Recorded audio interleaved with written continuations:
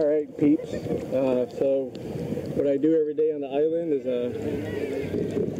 I only pick islands that have calm beaches. It's very important to do laps, and that's how I generate just healing in my body.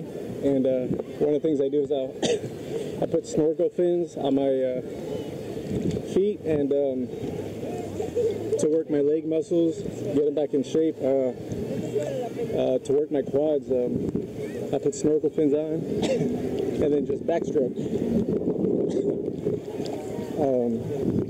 Sorry, I just swallowed some water. So yeah, just backstroke and it works my quads.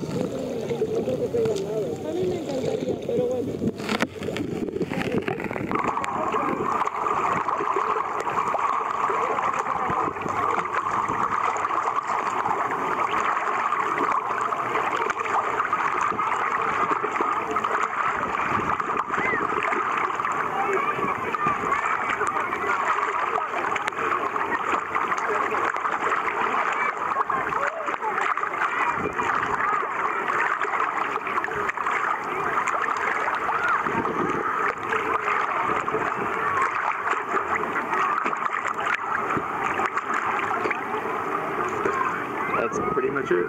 But yeah, I'll just do that the length of the shore.